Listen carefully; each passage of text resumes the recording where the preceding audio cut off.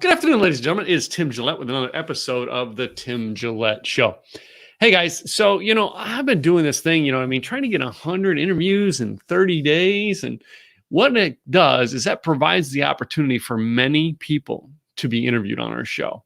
So first of all, if you haven't already, if you're seeing this after season 3 or season 4 of our podcast has come up, it's kind of too late, but you can still go to this website and apply. That is timgillette.com/podcast interview. And you can apply to be on the show, which is what today's guest did. Now, I've known Yvette, all right, and I know I'm going to mispronounce her name, all right, because, it looks one way and it sounds another. All right, it's kind of like Gillette and Gillette. People mispronounce it all the time. People cut me up all the time. But anyway, I've known her for quite a few years. We met through a mutual friend of ours, Shelly Rice, and have been friends ever since. And she's actually been to some of my events live as well as some of my other stuff. So it is kind of cool to actually get to interview her on screen and let you know a little bit more about her and what she does. So let me bring her up here. And so did I say it right, Yvette? Close. This is going to be a fun show today. I'm just saying. So how I tell everybody to think of yummy or yucky, either way you feel about me. But yeah, is how it starts. Yeah. Yvette. Correct. I mean, you should change it to like vet or Corvette. All right. Come on. So guys would understand what it is. I actually did in high school. I went by vet all through high school. Did you? Yes. Okay. I just thought as an adult, I maybe should use my actual name. Yes. My mother named me Timothy, and I won't let anybody in my adult world, you cannot call me Timothy or Timmy. I hate it. I can understand that. I have several children that are very particular about how their names are said. And did they get that from their mother? No, they got that from their father. Let's throw the proper parent under the bus at this point. Yes. Yes. So Yvette, how did you come to find me, and how did you get into the business you're in? I mean, let's connect the dots of how you and I connected. I was at one of Shelly Rice's events, and I asked Shelly, I said, how did you get Tom Petty to an event? And she said, that's not Tom Petty. I said, well, he looks awful close to him. And she said, and she teased, she said, well, maybe you should go introduce yourself. Yeah. And that's how we met. Yeah. Yeah, I think we met at the Waco one. Am I correct? Yes. Yeah, because you live down Austin area, right? Yes. Yeah. All right. So yeah, we're a couple hours from each other, but I mean, still, you've driven up here to my events, as I recall, once. Yes. Oh, okay. Dallas is just a hop, skip, and a jump. I know. I've done a couple years ago. I had a friend of mine here. She did an event the night before. The next day, she had a podcast interview, but she had the following day, she was having an event in Austin. Mm-hmm. So part of my agreement was with her, rather than her having to get up, connecting flights, is I just drove her down, and we spent a couple hours in the car driving down. And I literally drove down, dropped her off, literally come out. I think I stopped at a bathroom stop and drove straight back home.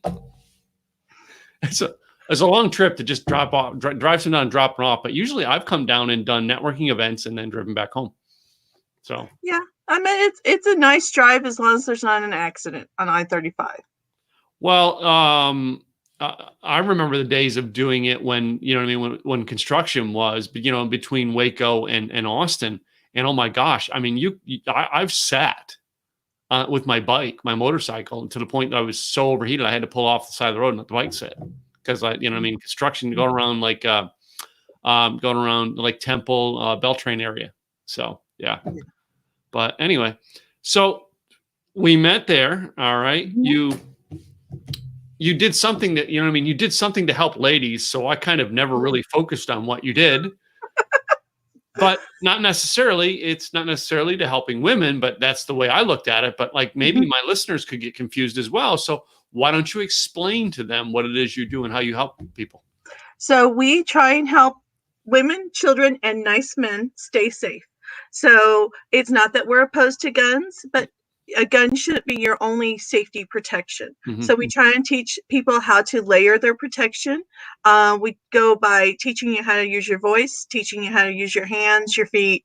But then if you want to carry a stun gun, pepper spray, or a Kubotan, we also teach you how to use them, carry them, and the proper ways to use them.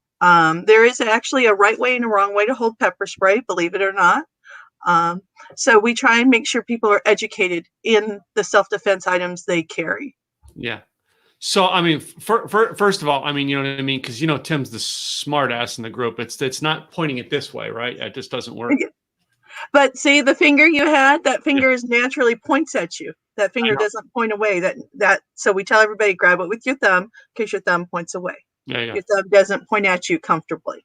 So Well, it prevents you from spraying yourself. I grew up spray painting things. All right. I'm not saying I ever wrote things on side of walls in town or anything like that. But anyway, I learned how to spray paint. So with a can, it's always away from you. Yes. All right. But I grew up, Yvette, I grew up with guns. All right. So like I was taught proper uses of a gun and taught, you know what I mean? You never point a gun at someone. I mean, that's at last resort is pointing a gun at someone. And that's things I was taught from my father. So, I mean, I was taught those things. So that's a thing that I was taught where not everyone was taught that. Yeah. They see guns in movies. Yeah. I mean, I grew up hunting, fishing. I'm a country girl by heart. But I married my husband, who is from New York City, and he didn't grow up around guns. So our children are getting kind of a balance between the two. I've taken some to the gun range. There's not a lot of places in Austin to hunt, so we haven't gone hunting. But they all have at least like got to do target practice and things like that. So it's not that I'm opposed to guns, but from age 13 to 21, you legally cannot carry a gun. Yes. So what are your other options in staying safe? And we try to make sure that people know. And you don't want to rely on just a gun for your safety. Because think about it. If I see the creepy guy 20 feet away from me making weird eyes at me, I can intimidate him with my voice. I can pull out pepper spray and point it at him legally. I can set off my stun gun and just let him know, hey, you may not want to come into my bubble. Oh. So there's lots of things you can do to prevent it from becoming life-threatening. Okay. And that's when you're supposed to pull your gun, is when you feel your life is endangered. So we try and make sure you never get to that point by giving you options between the two. Okay. So, I mean, basically you're teaching people these skills. I mean, I should say skills, not necessarily products, but you're teaching skills, but you're also selling products, correct? Yes. Okay. So I meant we want to make sure you have the very best product possible, and it's backed by a lifetime warranty guarantee plus. For example, with our pepper spray sprays 16 feet. Is 18% OC, which is the highest legal limit for pepper spray in the state of Texas. And there's like 5 states it's not legal in because it's too high of a percentage. It has red dye in there so you can see where you're spraying someone, so you can make sure you're getting it across their eyes, because eyes are going to be your primary target. But then you also has UV dye. So if I spray the perpetrator and the police catch him within 7 days, put him under an ultraviolet light, he's going to light up blue like a Smurf. So you got proof of who you sprayed to help convict. It's no longer the he said, she said, you're blue, dude, you're going to jail. Okay. And well, how long have you been working with this company that's selling this product and as a distributor? I've been with them for a little over 6 years. I have grown a team up to 70 people. I now hold the title of director with them. I've earned some awesome trips. I got to go to the Bahamas on a cruise before all this yucky happened. I actually got to a week stay in Las Vegas in a luxury suite that, as a mom of 9 children, I would never be able to afford on my own. But thanks to Damsel, I was able to be in luxury suite for a week. The hot tub, or the tub in the room itself, held 8 people. And I'm like, when do I ever need a bathtub this big? Wait. And you know this how? we might have tested it out with all the other directors that won the trip. We were like, how many of us can fit in here? I mean, it's just something you got to do when you're presented with a tub that big. How many people can get in here? Because when someone sees a Volkswagen, you just have to know how many people can you fit in it, right? Absolutely. That's the whole point. You got to have fun. You got to find out what is the maximum capacity for this bathtub. Wow. So, I find it interesting. All right. That, you know what I mean? You're in this field. All right. But you have 9 kids. All right. You know what I mean? I almost was, going to ask the question, well, how did the 9 kids happen? But anyway, I think we kind of know that. Well, at least I hope you and your husband know that. Anyway, but 9 kids, was this something that you planned over the years, or is it just something that you and your husband have beliefs in, or what? In kindergarten, I actually drew a picture of me with 5 children. Believe it or not, there was no husband in the picture. There was just me and 5 kids. Obviously, at 5 years old, I didn't know how it worked. Oh, okay. You've learned, I can tell. And through the years, I have had, actually, what's funny is at the age of 16, I was told I would never have children. I actually had some female reproductive issues, and they told me I would never have kids. So the first time they told me I was pregnant, I argued with the doctor for like 20 minutes. But it became, I have a real hard time with female hormones. So if anytime I was trying to take something to prevent pregnancy, I became a witch, and that was with a B. And my husband was like, look, there's no reason to do this. It's in God's hands. I believe it's in God's hands. And God has a sense of humor, because we had our last child with me at the age of 46 and my husband at the age of 48. Wow. So yes, we have a 2-year-old running around the house. It's interesting to celebrate Grandparents' Day while holding your 2-year-old. Yes. Anyway, have you seen the TV show Modern Family? Yes, I have. It's one of Gwen and I's favorites to watch. So, but 9 kids, all right, and it's great to see that you guys are raising your family and doing that. But does the fact that you have so many kids influence what you do and why you do it for business? No. My parents and my upbringing is what influenced me to get into this business. Not to put yuck into the talk today, but I was sexually assaulted by 2 different family members. Oh, wow. So first one when I was 9 years old, and the second one from the age of about 10 to the age of 16. Wow. So you've been through some tough times. And you chose to make a positive light out of it. It's one of the reasons I do what I do, because I want everyone to know they're worth protecting. And I never felt that way. I never felt like my parents thought I was worth protecting. I'm not quiet by any means. I spoke up both times it was happening. The first time I was called a liar, and the second time I was told, we don't talk about that, we protect the family name. So that's what I grew up with, and I promised myself that I would never allow my children to walk through that. Okay. So that's where my burning desire to keep my business going is coming from. Tell you, it's very hard to teach self-defense when you're not allowed to be around people. Teaching somebody how to break a chokehold through video is not exactly the same. Yeah. But did you think beforehand, before this happened, to create videos, create content in order to be able to market yourself even during this? I am actually starting to work with a company. It's called the Self-Defense Company, that they do all of their training online. So it has put a fire under my butt to get certified with them to be one of their trainers, so I can have videos online done professionally. Okay.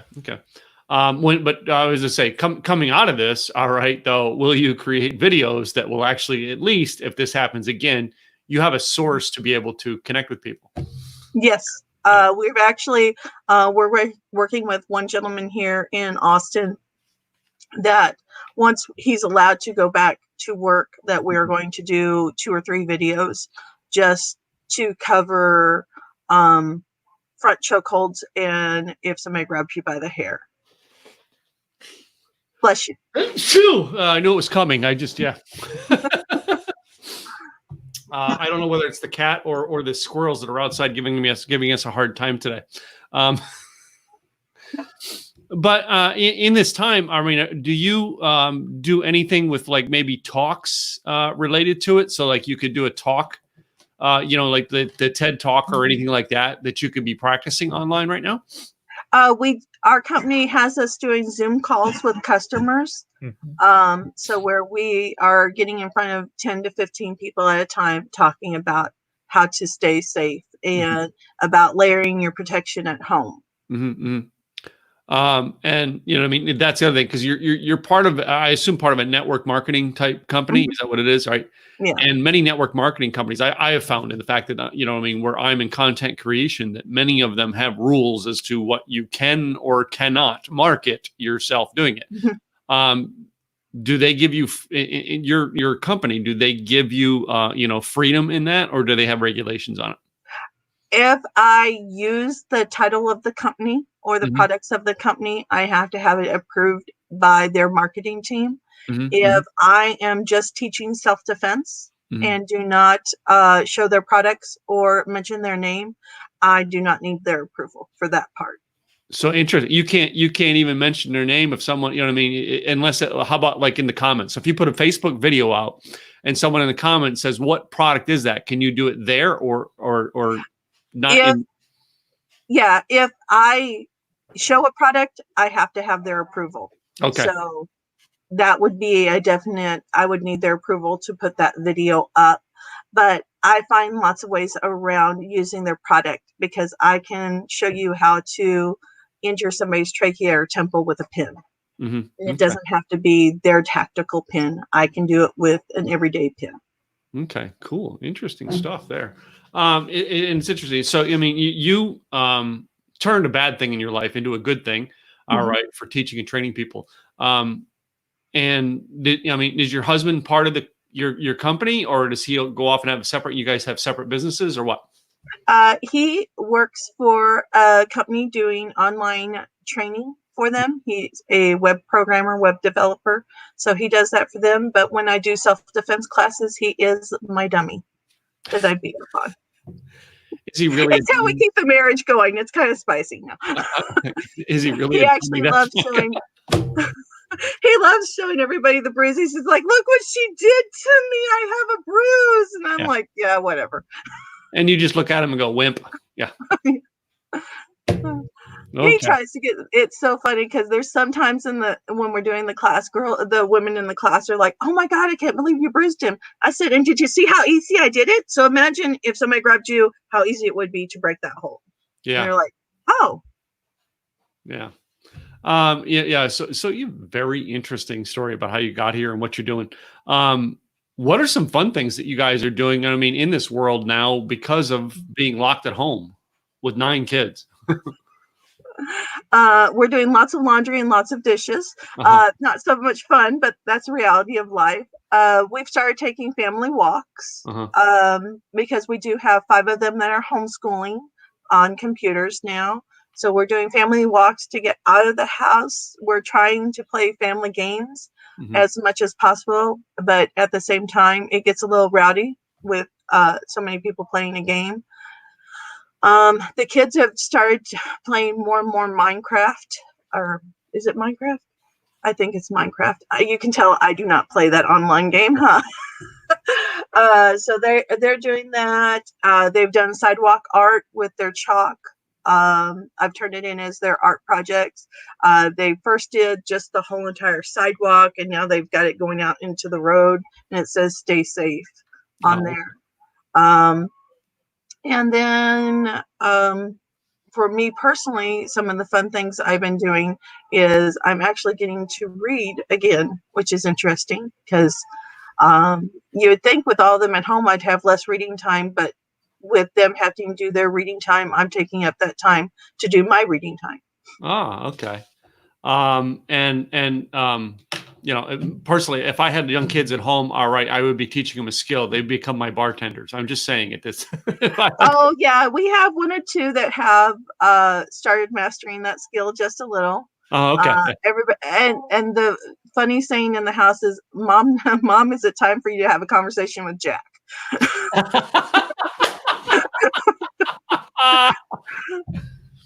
Interesting. So Oh, yeah, okay.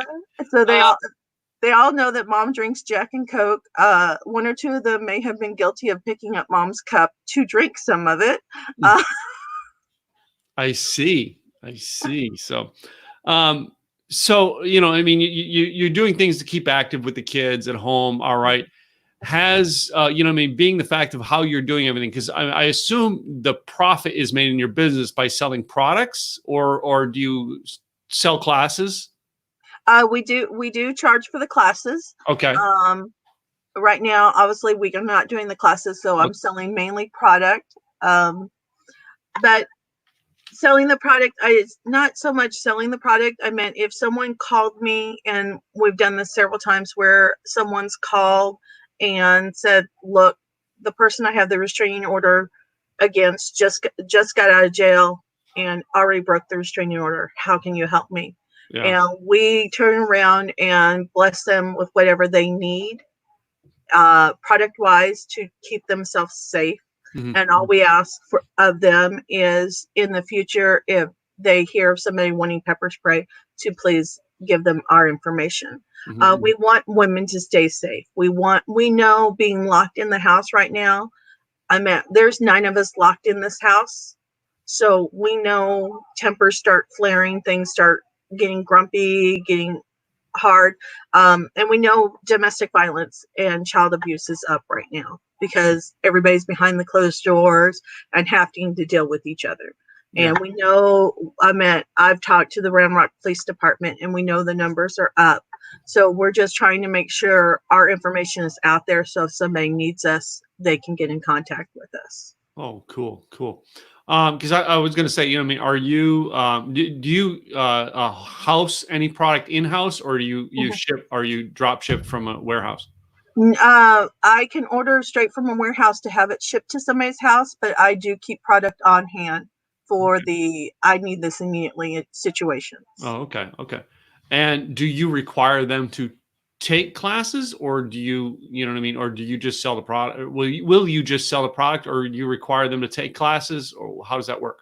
I don't require anyone to take a class. I do, if it's someone that we are gifting, like a stun gun to, I Mm-hmm. do sit there and talk them through how to use it, the correct way to use it, how to prepare to use it. Because a stun gun in the bottom of somebody's purse does them absolutely no good, because you're not going to get that out in time to use it. So we tell everybody, as soon as you get out of your vehicle, as soon as you leave your house, have the stun gun in your hand. Yeah. That's the only way it's going to be effective. And don't just have it in your hand. If you feel threatened, if you've got the hairs on the back of your neck standing up, you've got that yucky feeling, sound it. It's not against the law to sound it. And plus, you'd be amazed how many people get out of your bubble. I've been threatened to use it in the grocery store, because let me tell you, 6 feet means 6 feet. You're in my space. Get out. I don't think HEB would be happy with me, so I haven't done it yet, but I want to. People, I don't think like me, because like I'm walking up to everybody, you know, doing the elbow bumps now. I'm, you know, if I my one renter who lives in the same complex as us, come over, give me a fist bump yesterday. I mean, I wouldn't touch anything with it until I wash my hands, but I mean, I've got common sense. But still, it's like, you know, you really are on target with the, hey, 6 feet. Well, I don't know if Dallas has made you guys start wearing face masks, but Austin has required face masks. And I'm like, okay, so if I have to have this on, then stay out of my bubble, because I hate this and I need you out of my bubble so I can stop wearing this. I don't know. I have not gone into any store. I think Gwen went into the grocery store here and she wore it, but I think we're just over the Collin County line. So I don't know if we're required, but I know Dallas County was. But yeah, I don't follow up on it, because the only thing I do is I walk and I I ride in the car or drive to the car to Starbucks. But I'll walk around the neighborhood I don't even have it on when I walk around the neighborhood. Oh, yeah. We don't have it because Round Rock doesn't have that order. Just Austin, Travis County has that order. So we're not in Travis County. So when we walk, we don't put it on. But yeah, unfortunately, the grocery store is in Travis County. Oh, okay. So yeah, our grocery store is literally a stone's throw from the house. And our philosophy that we had for years of, you know what I mean? We don't need to stock up on anything. The grocery store is right there. Why? Yeah. You might change that thinking just a little. A little bit. So I remember the great gas shortage of 2017. Do you remember that? Mm-hmm. All right, where everybody was like, you know what I mean? Oh, Houston has a gas problem, so the rest of us better get gas because we'll be out of gas. And it made us get out of gas. And then we were out of gas. And we made us go out of gas because you worried about us being out of gas. Yeah. Yes. Anyway, I don't want to get into my philosophies on that. Those people who are out there, though, like you, and you're helping it. You said you have quite a bit of a team. All right.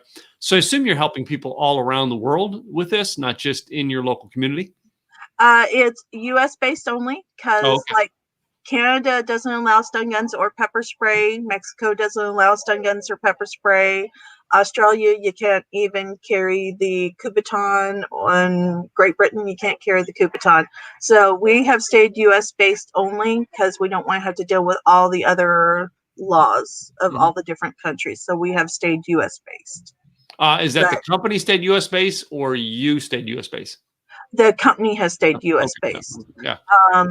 Now, I'm not saying that I haven't had people like I did. And now I can't think the big motorcycle rock rally, rock rally in June. And I had people from Mexico buy from me, and I simply said to them, you can't carry this product in Mexico. And they said, we don't care. And I'm like, well, I'm in Texas. I can sell it to you here in Texas. I've told you the laws. It's on you what you do with it after that. Yeah. And I meant I've had where moms have bought stun guns for their 10-year-old daughters. And I kind of was like, oh, really? That's is for your daughter? She's like, yes.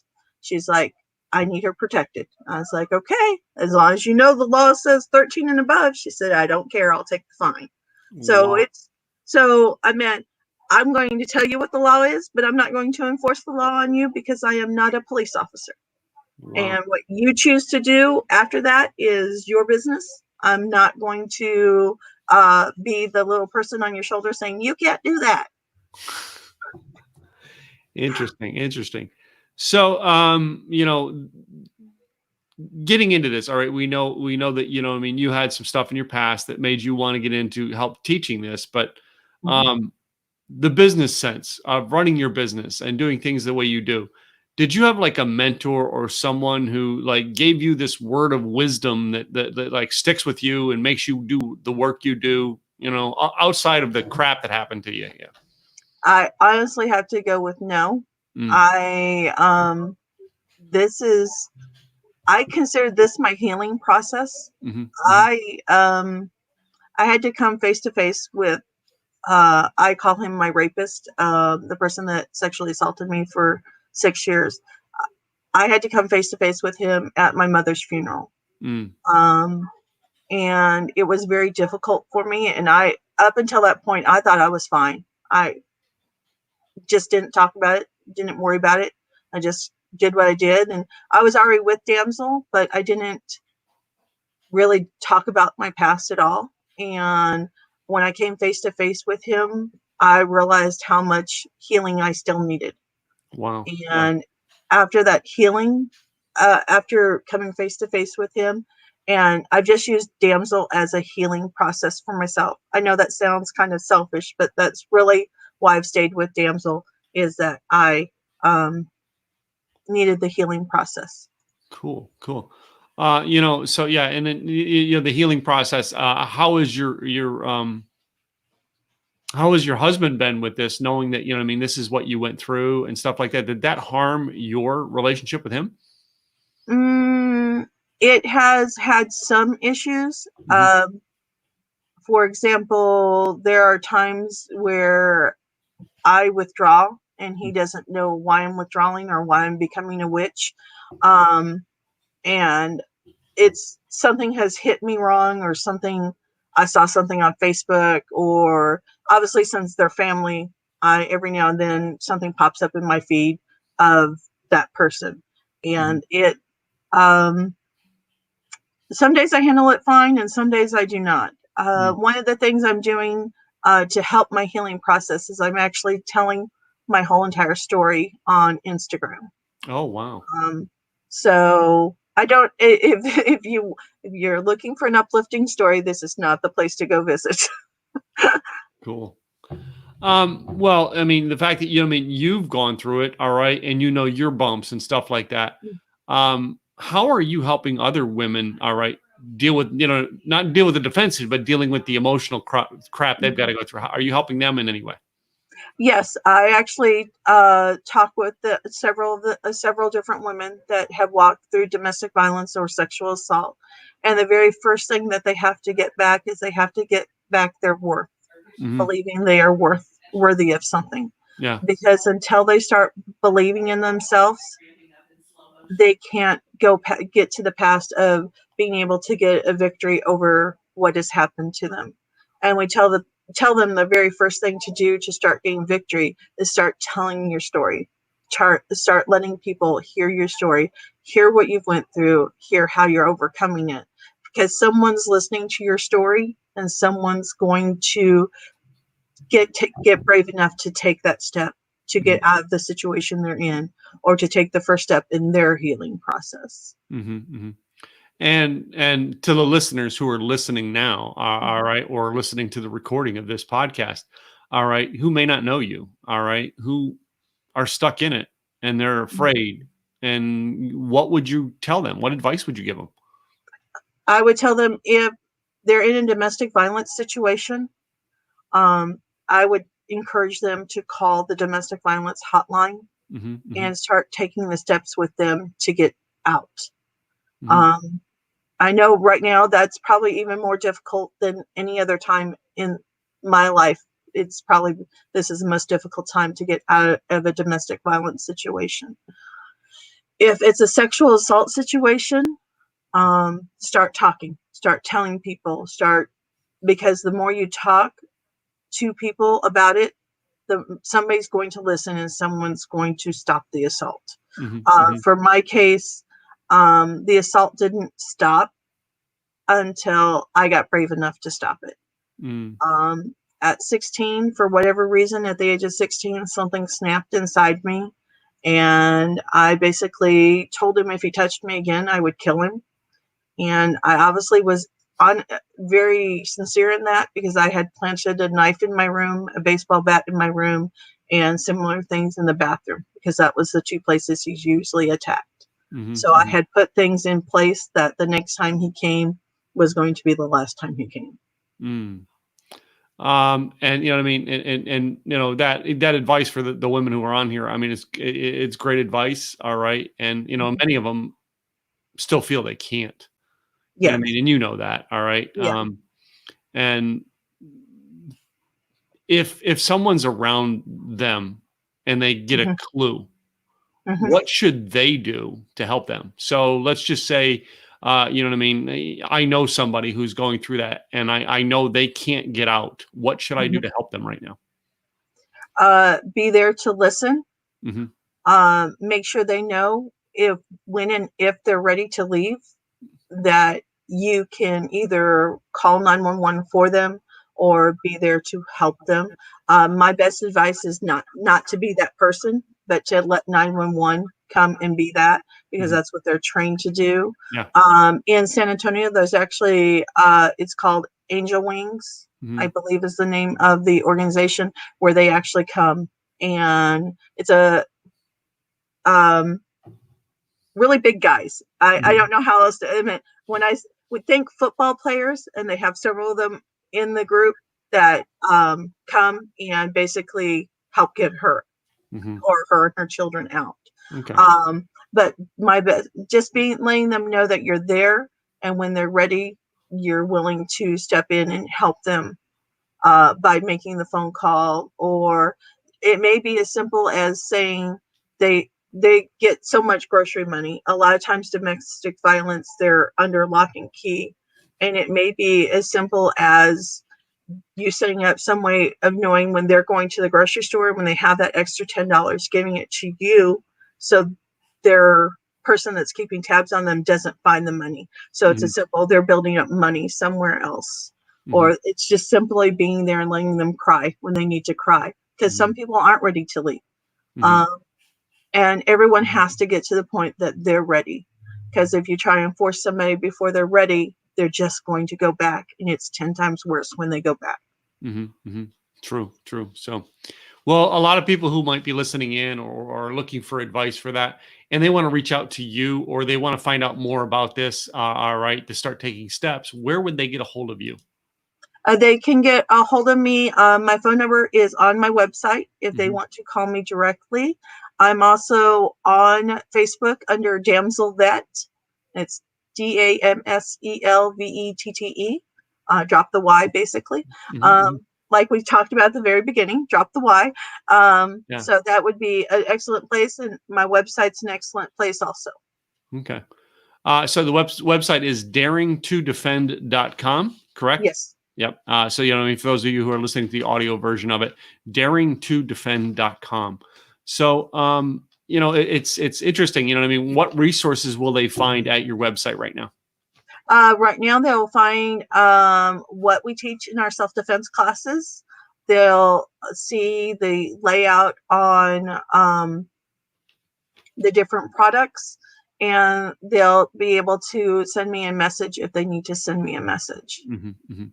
And does your website, I mean, this is kind of a sensitive area. Does your website work in the, for those people who want to reach out to you and say the incognito mode, so that their browser history isn't traced by that person who they're trying to get away from? I honestly don't know that question. And I just thought of that because, what if they're trying to figure out ways to reach out? Can they start searching you in incognito mode? And maybe that might be something now that you put into your helping with them is, hey, search in incognito mode, because that's not traceable that you found us there. All right. Yeah, I can definitely talk to my husband about that, and I can definitely give that idea to the corporate also. Yeah. So, I mean, because most people don't think about that, especially locked in the house right now. Anyway. So, well, Yvette, I almost did it. I'm getting it. Yeah. Yvette, I thank you for coming on the show today and sharing this information with people. All right. There are people who this is how they're going to hear it. They're going to hear it through a podcast or hear it through this. And I appreciate you sharing it with my audience today. So, I like to close out my show with this little fun game. Have you heard about my game? I've seen it once or twice. Once or twice. So you know that I've made a list for you. Okay. I didn't know anything. I learned this from, Sammy Hagar. Okay. You seen Sammy Hagar's show? No, I have not. All right. So Sammy Hagar does this show, and he basically has this or that questions for people at the end of his show, or during the show for his guests. And I'm like, I'm cooler than Sammy Hagar. I can do that. Come on, I'm not Tom Petty. Anyway. So anyway, I've got these. There are about 8 or 9 here that I've listed out. Some of them will probably have a couple of, alternatives after we get the answer. So, but some of them, please, none of them are meant to be offensive. They're just the way I put them in there. So let's go through this and see which ones are you. Okay. So I like to always start off with Star Trek or Star Wars. Oh, if I have to pick, Star Trek, but I don't like either. You don't like either. It's okay. Some people just aren't into them. I'm not a sci-fi girl. Yeah. Well, I mean, I have a podcast. You know how many techie people get on other people's podcasts? You got to have a techie question for everybody. Okay. And that's about the closest techie question that everybody can relate to. Yeah. So it's out there. Well, this next one here is an interesting, how do you decide to get your education, your input? Would you rather listen to a podcast or read a book? I would rather listen to a podcast. They're gaining more and more people are starting to like that, to get some information from it. So interesting. Next one is a color choice: purple or pink? Pink. Oh, so pink. Wonder if I picked that one up anywhere along the line. I've got a couple other ones here that I think might spur you. But anyway, next one I like to go to is a little bit of food choice. You know, you do live in Texas, so you got to ask, taco or hamburger? Taco. I was hoping to get a hamburger out of you. Oh, well. Wine or beer? Beer. Beer? Craft brews, or you drinking the, Corona Light right now? Oh, no, I'm definitely not drinking a Corona Light right now. I'm a Bud girl. I grew up in Missouri, and I grew up around Bud. Well, just because the name of the beer is Corona doesn't mean it's related to the virus, people. I think we should clarify that for those listening at home that, some people, we have to educate them. Anyway. Next one I have here is your vacation choice, the beach or mountains, when you can get away from 9 kids. That's a hard choice because I like them both. Probably the beach. The beach? Okay. Next one here, I'm going to take a long shot on this one. I don't know if this is a choice that I should give you, but I figured this was a long shot. Okay. You got your choice of car to get, pickup truck or sports car? Oh my God, Tim, why would you ask that question? I drive a black jacked up Ram 1500, but my dream car is a 1971 cherry red Corvette. Okay. So can I have both? There's a way to go bigger. Some of us have the 2500 Ram jacked up. Well, yeah, there is a way to go bigger. You can always go bigger. Let me tell you. The next one here can cause some wars in just a house with its husband and wife. But I'd be interested to find out the war in your house with as many people on this one. Okay. Toilet paper. Does the roll go over or under? Oh, see, my husband gets to win this one. He taught me very early on it goes over, and everybody in the house has to abide by that. Oh, so we have a dictator kind of putting the rules in. Okay. Yes. That is, I don't know if you caught my broadcast last week. We had a girl on last week she's a single girl, and she goes, well, if, I date a guy, and if I have to turn that toilet paper roll around the 3rd time, that's it. I break up with him. That's it. That's it's a relationship that's not meant to be. Oh my goodness. I have to say, I don't think he would have taken it that far, but I don't know. Or I had Casey Everhart, one of the most calmest, coolest guys I know. And Casey Everhart comes on here and goes, over, what kind of moron would do it? He just I've never seen him come to life like that. I'm like, whoa. Interesting. So my last one here is just kind of a personal aha. And I think your husband's listening because he wants to know which one he needs to get next. And that is boxers or briefs. Oh, I buy his underwear as boxers. There's some things he's in control of. There's some things I'm in control of. His underwear, I'm in control of. Oh, okay. Are you in control as to whether he wears them or not? Anyway, what? No. He gets to decide that. It depends. Have we done laundry today?